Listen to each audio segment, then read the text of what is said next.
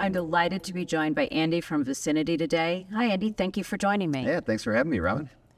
We hear so much about edge data and being able to attach to the edge. Would love to get your thoughts on some of the challenges that you see customers facing as they start to embrace this maybe new source of data as they consider AI. Yeah, absolutely. I mean, IDC Gartner are saying that over 175 zettabytes are going to be created in this year alone, of which, 75% of that will be at the edge, right? So, the amount of data that's being created at the edge, and the fact that that data actually needs to be worked on, right? And so the ability, to not only get the data created, but have it, back and put into some HPE systems at the core, so that it can be acted on, AI can be worked on. That's something that we see as a huge challenge for our customers. We've been doing that type of workflow from edge to core data movement in the federal government for 10 plus years. And it's nice to see that the enterprise and commercial space is finally starting to catch up.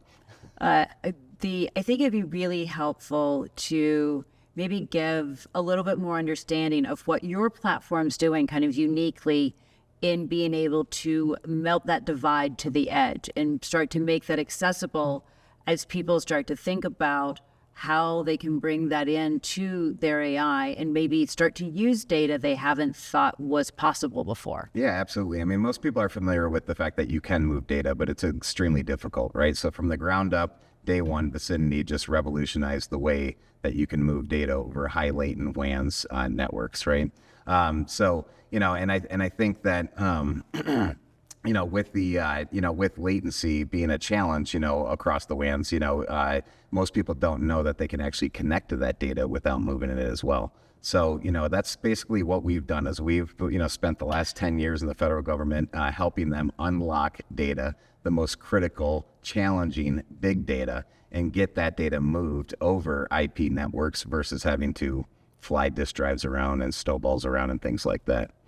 Or even across satellites. And even across satellites, so we do a great job over GeoSat. We're doing Starlink now as well. So any IP network, terrestrial, satellite, we can help you move it and or, most importantly, remotely connect to it without moving it.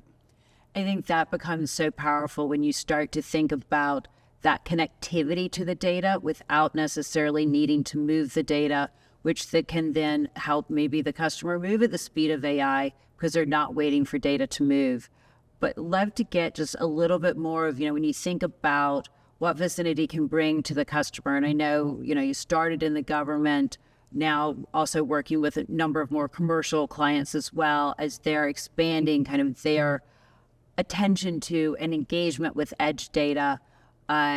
What are some of the special characteristics of Vcinity that make it so appealing for customers who are dealing with and really challenged by connecting all of that data from the edge to intelligence? Yeah, no, I mean, when you can unlock your access to data, it provides flexibility in all that you do, right? So, customers have multiple locations, multinational companies, geo-dispersed data, globally dispersed data centers, private clouds, public clouds, multi-clouds, hybrid clouds, whatever the form factor may be, and the ability to, no matter what, meet the customer and meet the HPE partners, right where they are in that journey.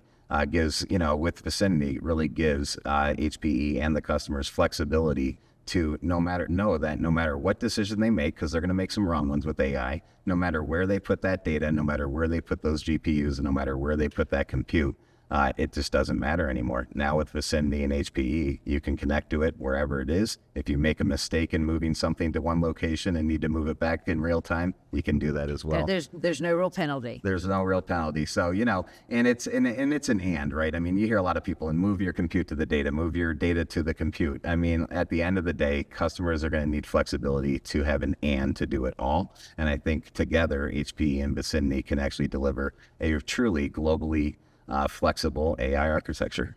I know now you're part of Unleash AI. Excited Yes. for that. I love it. And I think you've touched on it on a number of areas, but just love to get your thoughts on why you joined Unleash AI. Yeah. And working with HPE. Well, on a little personal thing for you, Robin, and working with you in prior roles and joining HPE. I know what you're about. You're an execution machine, and so personally, it was great to join you in the fact that you're launching or expanding this program. Second thing is, if you look at HPE's history, right? You look at from the edge to the core to the cloud, software and hardware, the portfolio just, complements what we do really, really well. We run on servers or, hyper-converged platforms, but we, move data over networks. We move unstructured data in and out of, NAS and object stores. We work in the cloud and all the different storage and compute that's in there. And when you look at your history with high-performance computing, it's a great fit for us because, unlike many other players out there, HPE actually has solid AI technical and business development resources that can actually work with the partner and the customer to bring this all together. And as you know, that last mile, the plumbing of getting it all together to work is imperative, right? And so we just move the data. We need to rely on our partners at HPE and the Unleash AI program to make it all work for the customer. Well, I really appreciate your joining Unleash AI and appreciate you joining us today. Yeah, no, thanks for having us. We're really excited to get going with you, and we are going to unleash AI together.